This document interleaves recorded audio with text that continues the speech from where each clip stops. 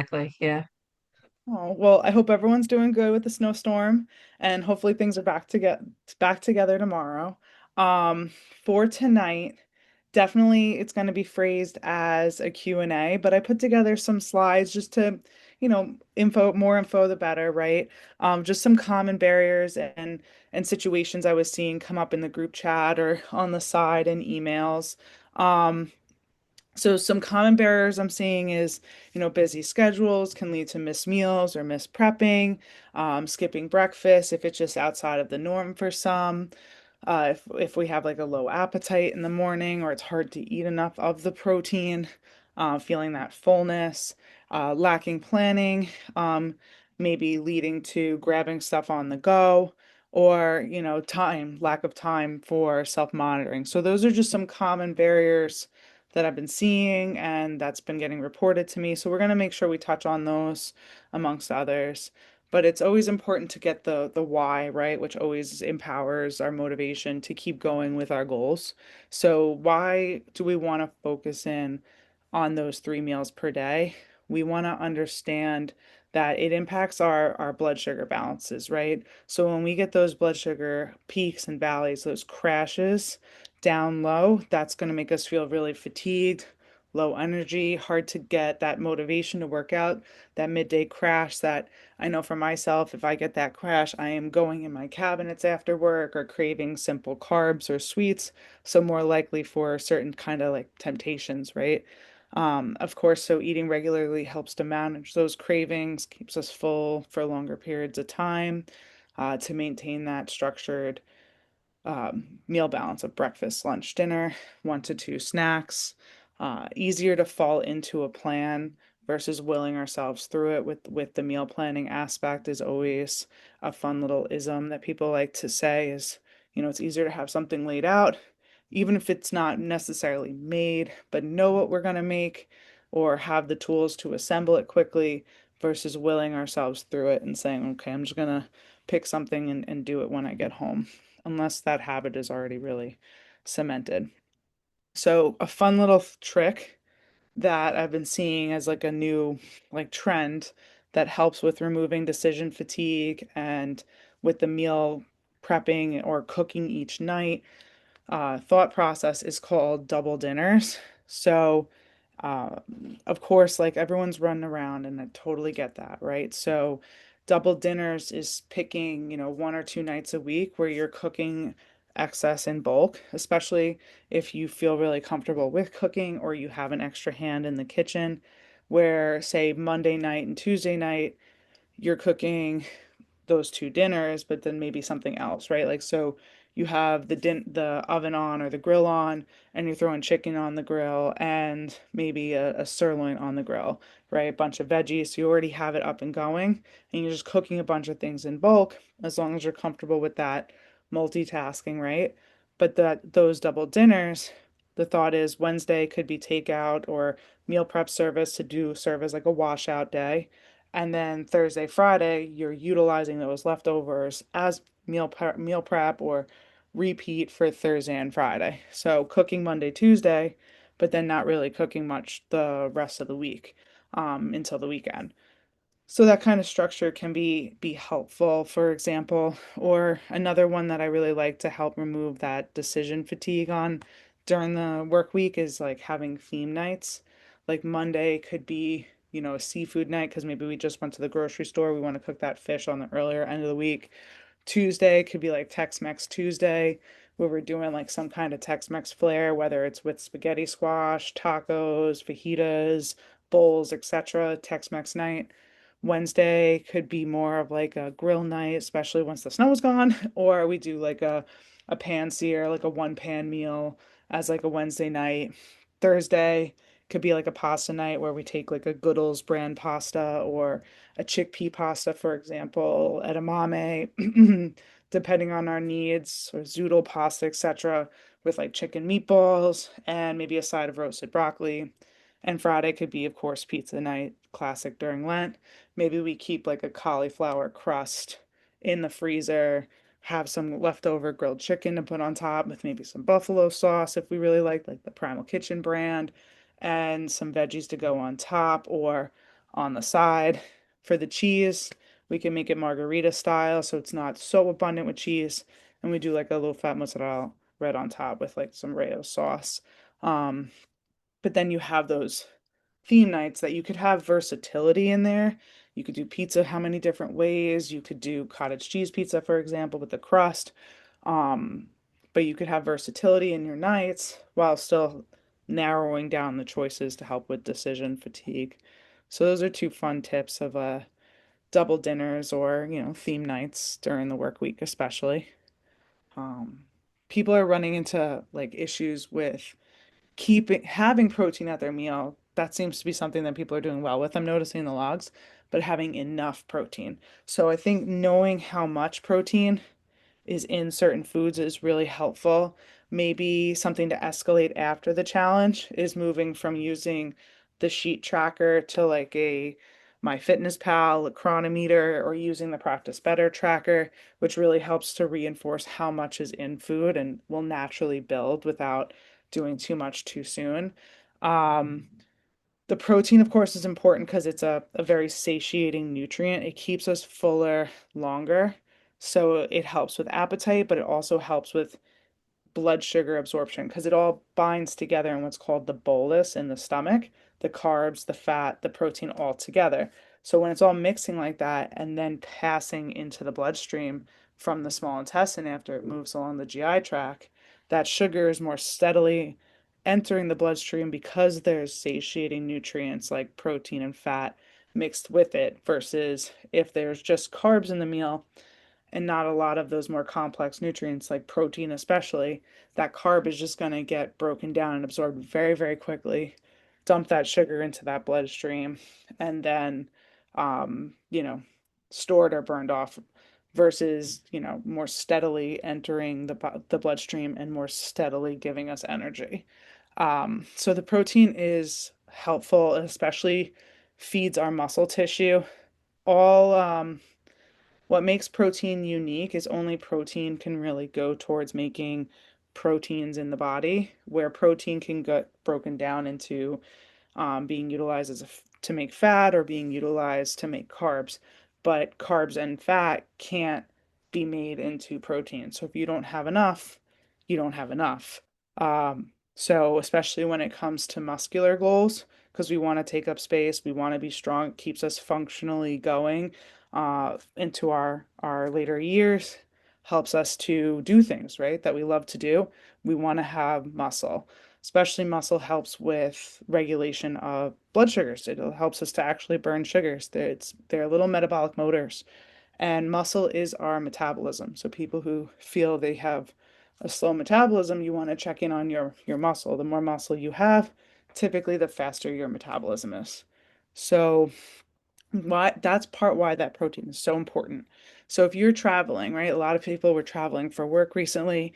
Say you're in an airport, of course, it's hard to get through TSA, bringing certain things. I understand not wanting to bring food through the airport, and it's always iffy what you're allowed, what you're not allowed, so it's better just to abstain. So you could always get in the airport Greek yogurt. I've even started seeing cottage cheese, little cups. If you like that, you could always pair it with some fruit that you could usually find at even, one of the cafes. Protein shakes are usually pretty readily available in the little beverage, just how should I say, refrigerators, right? Jerky you can somewhat find. The DIY bowl stops sounds like I don't even feel professional calling it this term, but a lot of my patients know this term. It's called slop bowls, where it's like and I'm not saying like in like a yucky way, it's just getting referred to this way in the media. Like think of like a kava, think of like a Chipotle, a Qdoba, where it's really like I call it like a DIY bowl stop, where it's like you pick a protein, you pick a veggie, you pick a starch, typically a rice and or bean, you pick a topping, right? Like a lot of airports seem to have something like that if it's not like an off-name brand. So you can get some fresher food that way. Of course, I like to recommend adding lettuce to help add some portioning to the meal because sometimes it can be a lot and you're not going to really be able to hold on to leftovers too much. Bars are great if you really need. Of course, we want to encourage whole foods, but bars, protein shakes, some really tasty bar options are like Go Macro or Aloha bars. Those are great to lean on. Even the Catalina Crunch, I'm seeing they have like the protein trail mix. That's like a great little snack. But if you can get an actual sit down meal, especially if it's breakfast time, lunchtime, dinner time, that's going to be following just, healthy menu reading, where you're going to, like any typical restaurant, you're going to try to look for the protein first, right? Like you typically the entree section, it'll say seafood or chicken, right? Even lean beef on occasions, not the devil for our iron. Uh, Pick, based on the protein. If it is like one of those DIY bowl stops, you could even ask for, double protein depending on the servings. And you could always ask the waiter or waitress, how much really comes with this? And sometimes it's easy just to be like, like using a hand. Like, is it a full hand, a half a hand? Turn into a joke, be relatable, of course, with the staff. Um, if it's about like a half of a hand or a palm, try to ask for double protein because you really want it to be a full hand's worth. Of course, try to swap fries or certain starchy sides for veggies, or if you have the option to have a side salad, especially before the meal, go for it.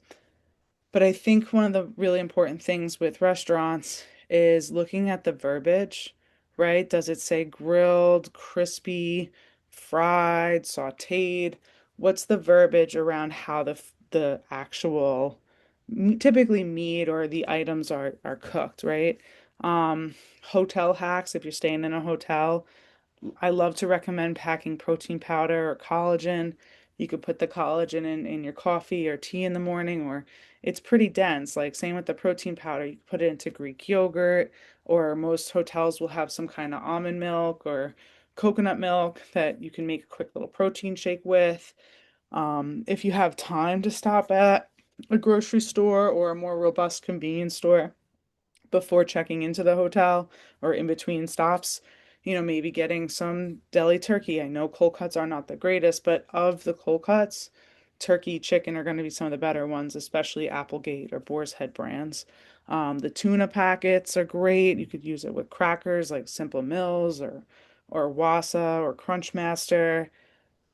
Some people will pick up, especially if they're driving versus flying, meal preps in advance or make meal preps in advance to bring with them and leave in the fridge at the hotel. So I'll give you some brands down the road in the presentation. But like we said, protein bars and of course the little Greek yogurt cups are great to lean on. Trail mix is great to lean on. It's also healthy fat. Just the more we plan ahead and try to think like what is going to be available to me and then what is not going to be available to me and then fill that hole. I think it's really more about being present and trying to really envision what's going to be available and what's not going to be available. Like look at the breakfast if it's included in the hotel, what's in advance. If you can grab some extras at breakfast. So I'm always notorious. I've been doing this since we did travel sports as a kid. Is like I know it's not perfect, but grabbing the hotel peanut butter and like a banana, or if we had our own peanut butter, great. But grab some extras if you can of certain things, or like an oatmeal pack if you know you're not gonna have much available to you later in the day or the next day. So it's really just kind of thinking, it's that thinking ahead of what am I going to eat in the next meal or what's my next day roughly going to look like. Like we said with dining out, try to pick protein based on the protein. So I just want to give some examples like chicken, steak, especially if it ends in loin, round or chop, are typically leaner cuts like a sirloin. Fish, shrimp, tofu. Try to pick around your proteins. You want to build a balanced plate. So when you're thinking about what the accompaniments are for the meals, think about that USDA My Plate. And like Christina said in our intro seminar, is it at least like, we're trying to make it about like a third. I know we're not going to know how the portions come out, but a third each, a third protein, a third veggie, a third starch, right? So sometimes if I'm really craving pasta, I might not really look at the pasta section.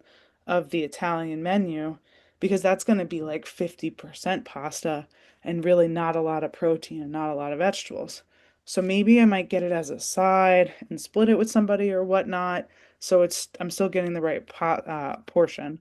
So it's thinking about the amounts to the best of our abilities, or asking the waiter or waitress, or looking at images online regard in advance how the food comes. So thinking in advance, right? With smart ordering, I think it's easier when you look ahead of time versus, all right, I'm sitting down, everybody else knows what they want to order. I'm looking through it. I'm going to make a quick option, quick choice, one, two, three, because I don't want to, slow everyone down. It's definitely easier to either A, be the first to order so you could set the tone and we're less likely to get enticed by what other people are picking out. But B, I think it's just ideal, even if you can narrow it down to three choices that you would find delectable, but also mindfully in line with your goals in advance before you go. That's always the win. It could be even 15 minutes before you go, but you're setting that time aside to make that conscious choice versus if we do it in a rush. I know myself, if I'm doing something in a rush, I'm like, just go with the simplest option versus the healthiest option. Just it depends on how ingrained that habit is already cemented in your day to day. So if you know that you're in the crux of making those changes, give yourself that time and space for mindfulness. Um, the simple rule, of course, is try to eat your protein and veggies first. We're not asking everyone to be robots, though. If you like to mix things together, mix them together. Eat your meal the way you like to eat them.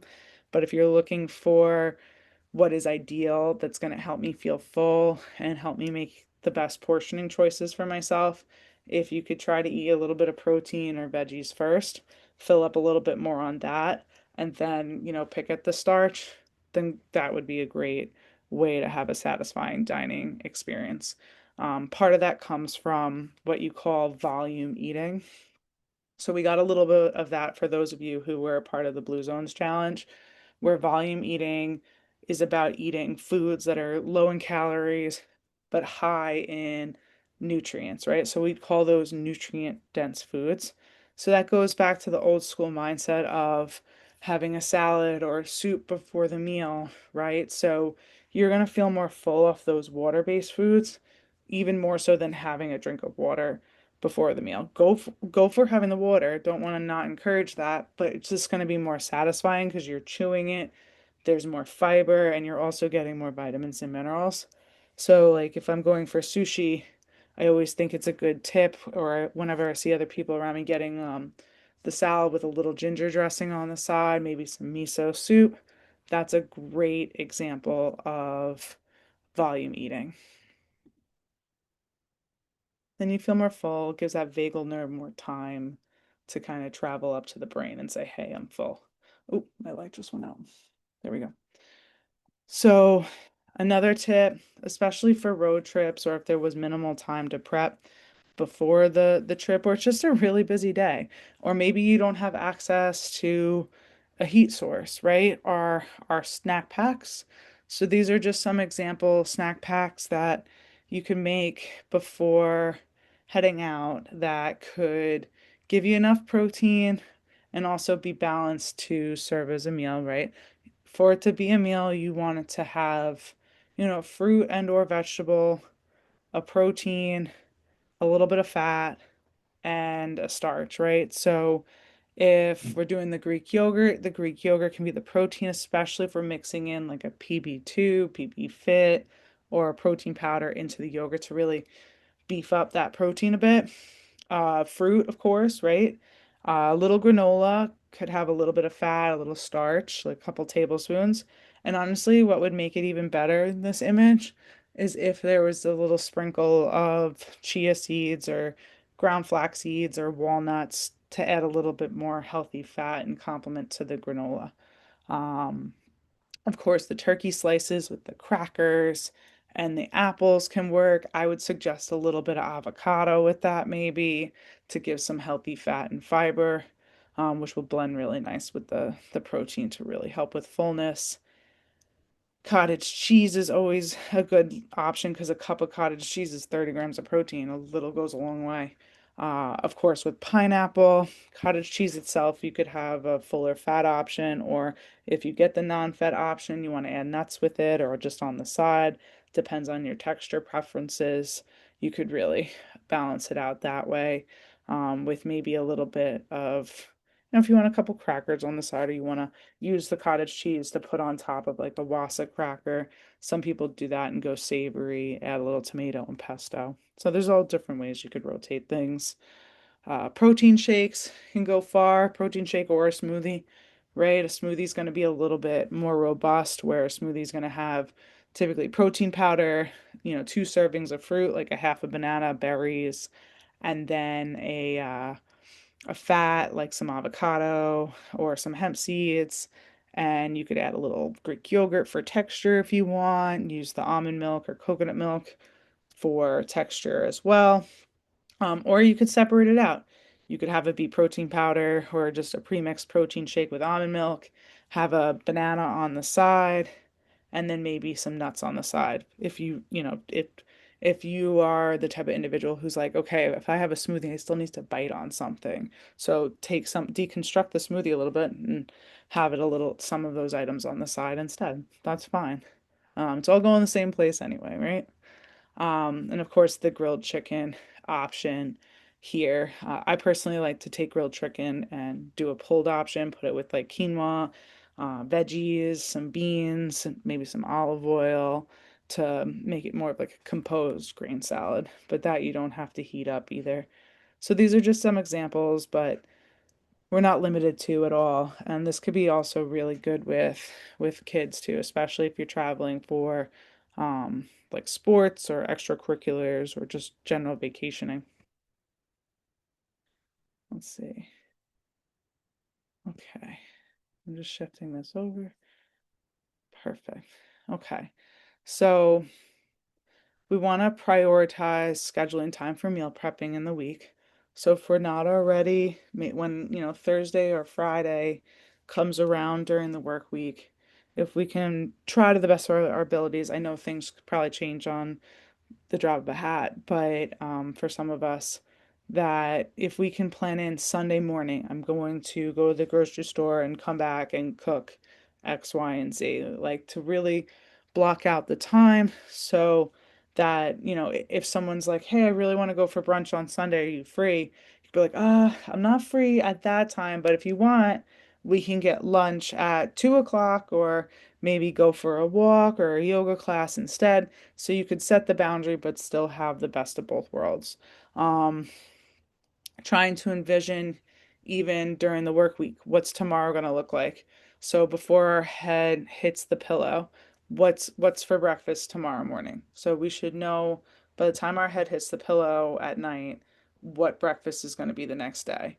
Could it be I'm gonna just grab a pre-done thing of yogurt and grab some nuts and seeds out of the counter cabinet, protein powder, and some frozen fruit and call it a day? Yes. Could I assemble that the night before so my morning's a little bit slower? Yes, but just being realistic, so at least there's some kind of plan to fall into.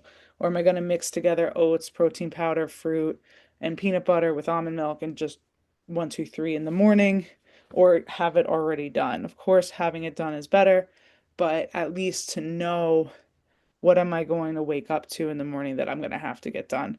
So it's one less choice in the morning, one more thing prepared in advance, right? Any little step counts. With the logging, I know some of us are having a hard time getting time to track in the sheet, understandably. Um, this is why we wanted to make it very simplistic, where it's like, did I have three meals? Yes. Did I have at least 20 grams of protein at each meal? Yes. Did I have over 64 fluid ounces of water per day? You could write yes, or even better, write how much water you're actually having. The more that you're putting into it, the more mindfulness that we're getting and learning about ourselves and what works, what, days are really good and what days needs those little tweaks. So it does help with mindfulness with the logging, to help get that time in. Try to stay mindful of, moments in your day where I call it like dead time, where there's not much going on, where we could fill it with something super quick and easy.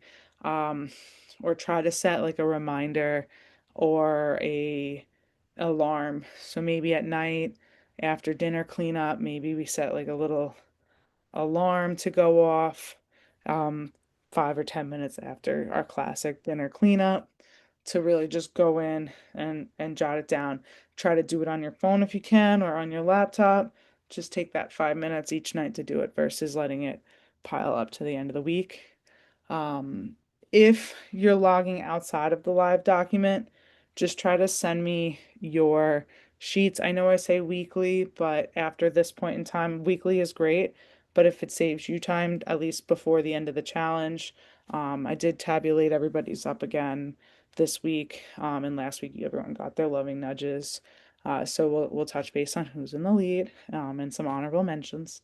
But yeah, really try to do that because the more that you do the tracking, the more you're going to learn about yourself. If you've got questions, reach out, especially in the group chat, because you're not alone. Others might have those same questions or barriers. Um, yeah, I just think it's important. So if we're having a hard time with like cravings, that's been coming up, or getting enough protein at meals, really focus on at least one meal at a time.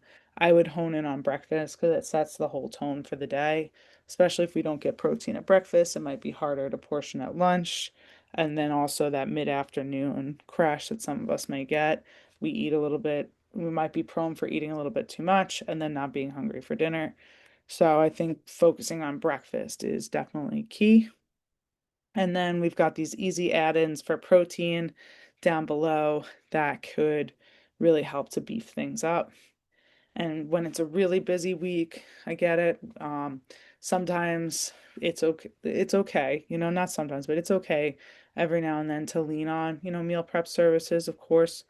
Home prepped is going to be better ingredients, more curtailed to your portions and needs and your palate, but options like Redefine Meals or Hummus Fit, even if you need to pad a few meals in your week, 2 to 4 meals during your week with that, and it helps to really get you by that you're getting the protein in each meal and you're getting routine meals. There's nothing wrong with that. Grocery delivery for really busy weeks. If you don't have the groceries, you can't cook, right? So if you only have the time to do either some cooking or groceries and we have the funds for it, get the groceries delivered and then use the time to cook, right? If versus, it being one or the other.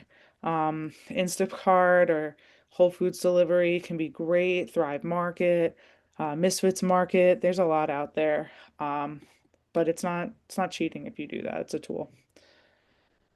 These are just some quick examples of options that are over 20 grams of protein. I wrote 3 eggs, but I'd rather, I think it's always a little better to do 1 or 2 whole eggs with some liquid egg whites, especially if you want to have some avocado or olive oil in your meal, depending on your body composition goals. But yeah, these are just some quick examples. It was just a pretty visual to me. Hydration. We want to of course, emphasize that being hydrated helps our energy, especially in the dead of winter, supports digestion, regulates appetite, helps with mental clarity and mood, also our immune system, and assists with the delivery of nutrients, especially electrolytes and our cardiovascular system needs us to be hydrated, right? So common hydration barriers is, I have the water bottle, but I'm just forgetting to drink, right? Like keep it right in front of you. Think about, make sure you don't forget it if you run into a meeting and it's going to be an hour long because that's an hour's opportunity to drink that we're losing, right? Bring it down to lunch with you. Set reminders. I love the Water Tracker app. Yes, it's meant for water tracking, but it will send you banner ping notifications on your phone every 2 hours as the default to drink. You can change that to every 3 hours, 4 hours, to certain times like 2 o'clock, 4 o'clock, etc. But that app can be helpful. Habit stack, right? Like we were saying, if you're brewing coffee in the morning, drink water while the coffee brews, or if you're waiting for, if you notoriously have to wait for, say, the microwave at lunch, can you drink water while you're waiting? Habit stack with common things you're already doing. When I get back to my desk after lunch, I drink, 16 fluid ounces of water, like that kind of a mindset, right? Pick one or two sections in the day, capitalize on them, do them consistently, and then build on others. My favorite personally is when I'm driving home from work. Make sure your water bottles are finished by the time you are done. If I'm driving, I'm at a red light, I could drink water, make the most of that time. Uh, if we're bored with the flavor of water, okay. Ultima can be a great tool as a very low sodium electrolyte. It's technically a bad electrolyte because of how low in salt it is, but it does give you a little boost of other electrolytes. So it is one you can use like a Crystal Light. Um, I like it a little better than the True products like True Lemon, True Lime, because at least you're getting some magnesium, manganese, chloride, etc. Um, and of course, the most holistic is fruit and herb infused water. Keep it simple. Just take frozen fruit and throw it in there, If we don't have to, if we don't have the time for cutting everything up, all right, what's wrong with the frozen berries in the little tea infuser, right? We could do that. Uh, Sport caps, straws have been shown to help it bring sorry, I was just thinking of Mr. Krabs when he was drinking. He's like, this is the beverage transporter. But no, so straw or sport cap has been shown in research to help people actually get more water in versus the twist off caps, right? So definitely use it to transport your beverages, as Mr. Krabs would say. Get hydrated. And when you're consistently hydrated and you take note of how you feel when you're hydrated, you start to notice when you're dehydrated way more. And you'll also end up craving that sensation, that feeling more once you're, more adjusted and used to being hydrated. So that goes back to the old nutritionalism of you don't realize how good how how not so good we felt until we feel really good. So I think that's important to lean on, especially when it's winter and we're not as thirsty. But to set an action plan from tonight's presentation, really reflect on, what's going well and what are those little tweaks that we got to make and pick one to two habits to really focus on. Is it planning the balanced meals and, tweaking from the recipes, pulling from there? Is it incorporating more protein rich foods or more variety of protein rich foods? Do we have to be really on top of keeping the water bottle on hand more frequently? Or is it really the tracking and doing that? But pick one to two and move forward and stay mindful, right? So old habits tend to run on autopilot, where becoming aware of what you're doing from like a conscious standpoint that can allows you to, so being mindful is allowing you to make conscious choices that align with your goals, right? So it's being present in the moment and it's being most importantly aware, right? So trying to move each moment with purpose and not so much of this, like I'd call it like a knee-jerk reaction of really thinking through each of our actions and habits that we're doing in our day. So if it's being more mindful about our water and our protein, right? Like writing that down, setting intention so that when you go to bed, you're leaving the water bottle out on the counter the night before, right? Like trying to thoughtfully make tweaks and changes in our day to really set ourselves up for success. Maybe it's leaving a little post-it note on our mirror in the morning in the bathroom, or a little post-it note for ourselves in the kitchen before we grab our our lunchbox and get set for meal prep or grabbing our stuff for the rest of the day. But try to really stay mindful and keep your goals present in your thoughts. So, a lot of it could be pause before acting, take a moment to ask oneself, does this decision align with my goals? Do I have everything I need? I'm running, I'm on the go. Should I just grab this quick item or wait a minute? What's the best choice for me? I'm about to order from the restaurant. I know I habitually get this option, but what's my barrier with getting this healthier option? I know I would find it tastier. It's just not in my normal rhythm. Why don't I just do this, right? Like take that pause where we can. Because if we're just jumping right into things in that New York minute, we're more likely to fall into old habits that either serve or don't serve us. So slow and mindful, present is the name of the game to really succeed. So identify triggers. Could it be, looking back at your log? Oh, I noticed I did really good the beginning of each of the weeks, but that Thursday and Friday I really struggled. So what about Thursday and Friday make it harder? Oh, Wednesday night I'm working late, or I got to run the kids to all these extracurriculars and I lose the opportunity for prep. Okay, how can I fix this? Should I get a meal prep meal? Do I need to prep more and do the double dinners concept on Monday, Tuesday? But first, it's just that awareness, right? Awareness. And that's why tracking is really helpful. It brings awareness to our actions and what's actually going on so that we know what we have to capitalize and what we don't have to. Uh, Small choices and just understanding, give ourselves grace. It's small things that add up over time. It's not always these big, you know, um, like fad diets, right? Like doing all these crazy things all at once. It's usually the small, insidious things that, we're doing, chipping away every day that's going to lead up to a long-lasting positive change. So, of course, does anyone have questions? Like that's what really tonight is about. Getting questions addressed and seeing, what comes to mind. I'm gonna exit screen share though, just so I could see the chat.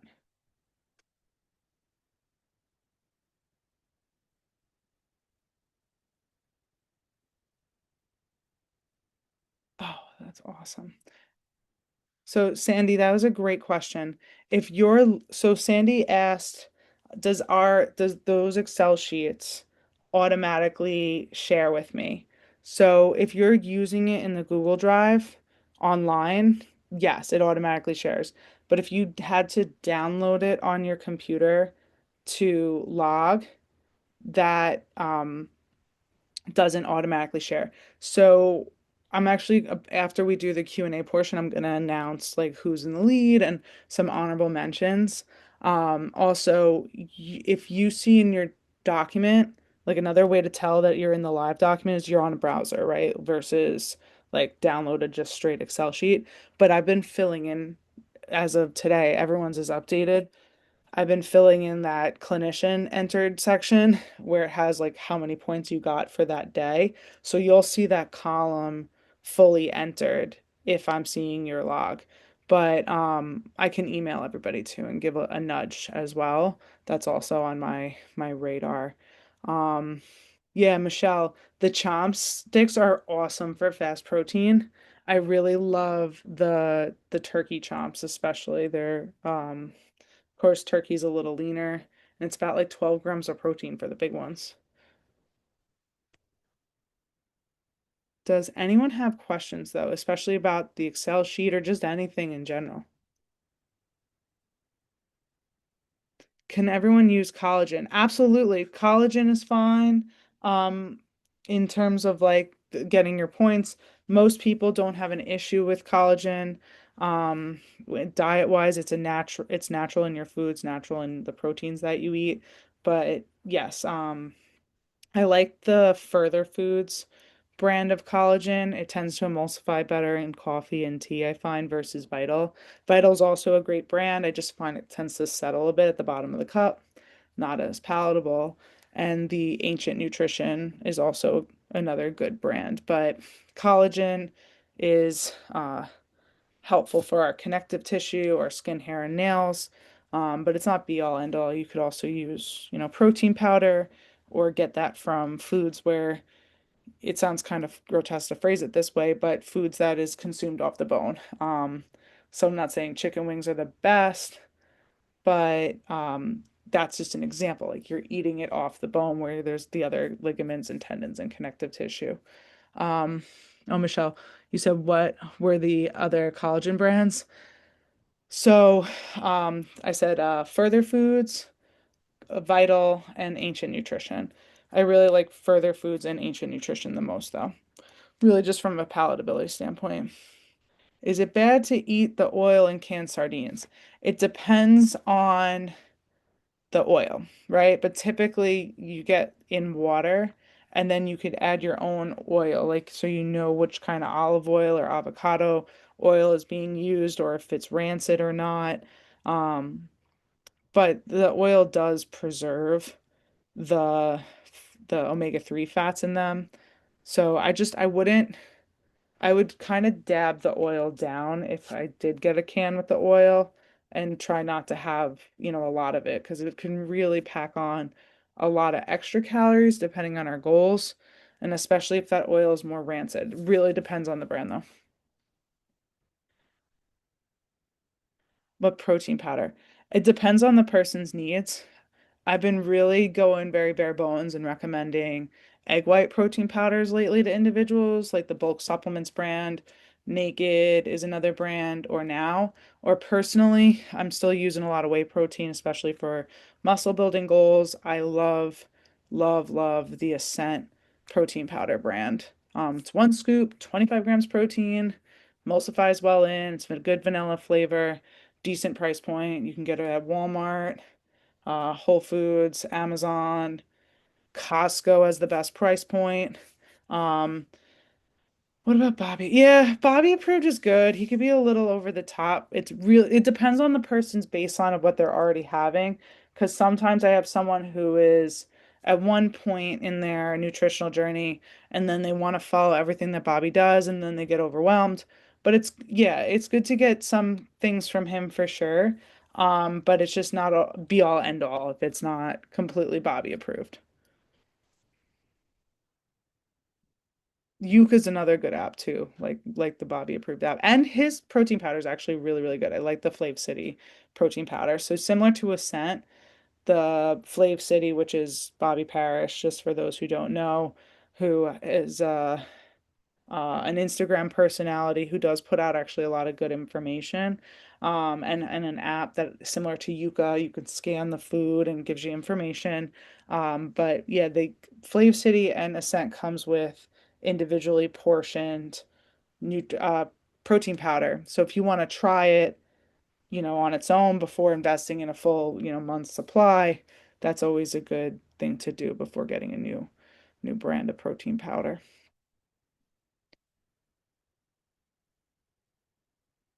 Yeah, exactly. The artificial sweeteners, a lot of people didn't grow up with them, and so they're more sensitive to them, which I think is really good because you have a little bit of an individual tolerance to it, to pick it out, where some people don't even notice them nowadays, which is wild.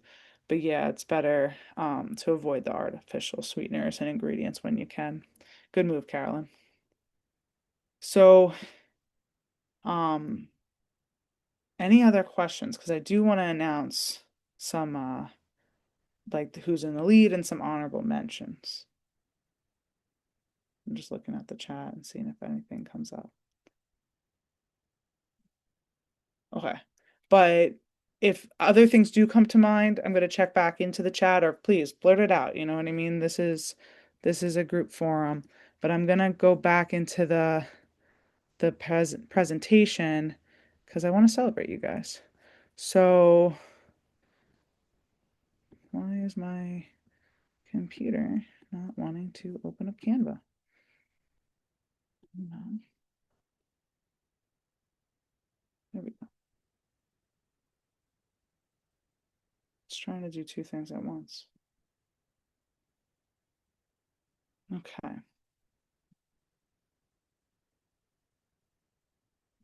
Okay. So we want to give a leaderboard update. So drum roll. So Renata is in first place at the moment. I believe I want to say with 41 points.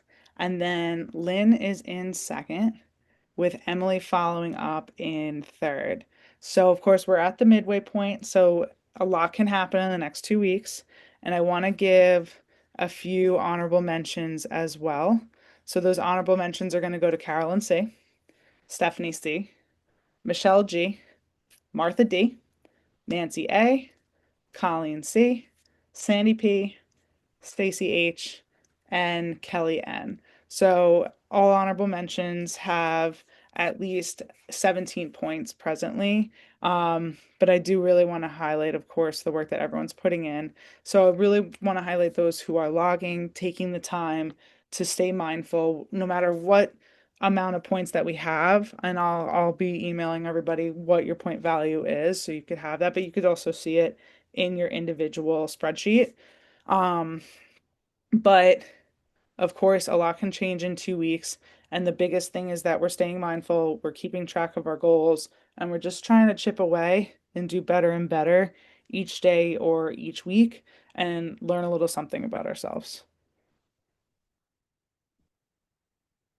Does anyone have questions or Hi, it's comments? Carolyn. So I can really only update my log once a week because my phone memory is full, so it's not letting me. So when I get to go on my laptop, when do you need it by for the week? Is it Thursday or Friday? There is no set date because right No now set we date? don't have a meeting until the end of I'm not going to announce anything until the end of the challenge, so it's when Okay. it's convenient for you, of course. Okay, thank you. Yeah, if you can try to do it once a week, just so it's easy to stay on top of, that's just all I ask from everybody. Okay, thank you. Of course, of course.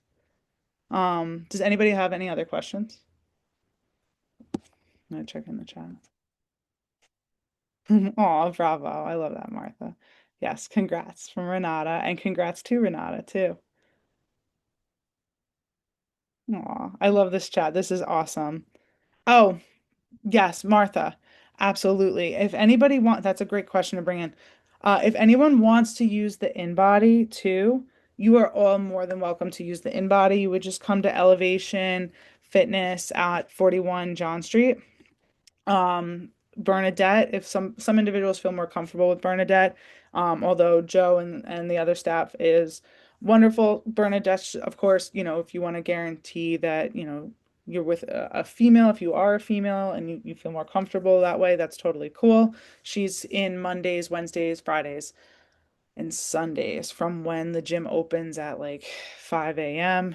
to 1 p.m. So that's always a good window of time, but technically you can come anytime. You don't have to make an appointment. You are a member of the challenge and you could use the InBody scale.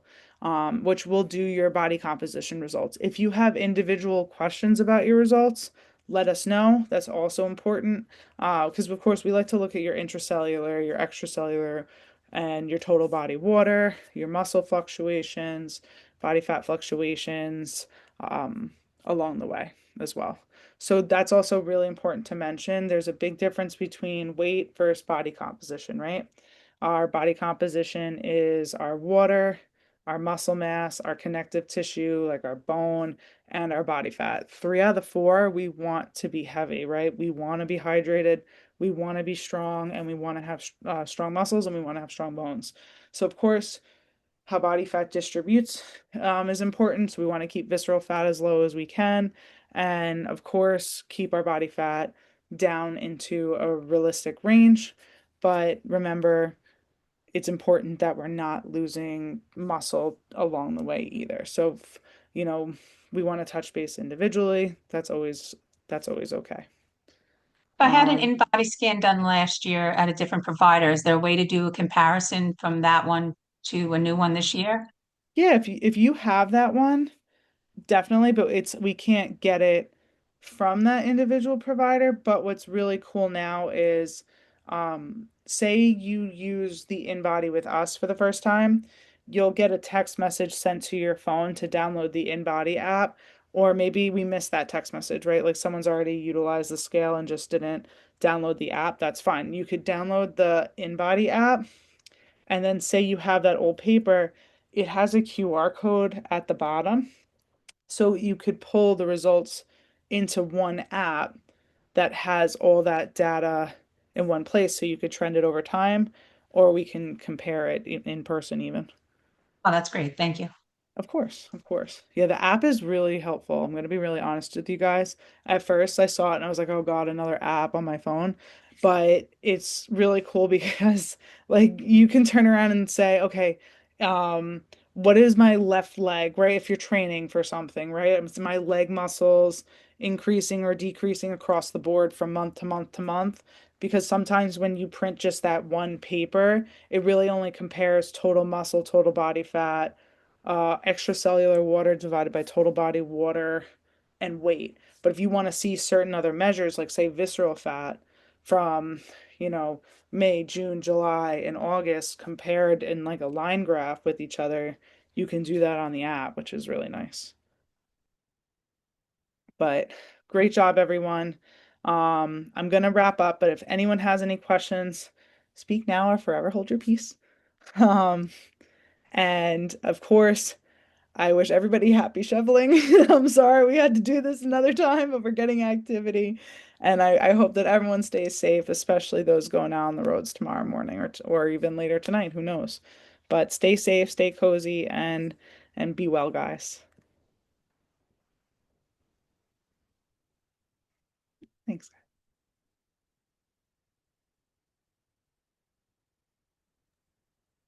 Thank you. Oh, thank you guys. Have a Be good well. night. Thanks. Good night, guys.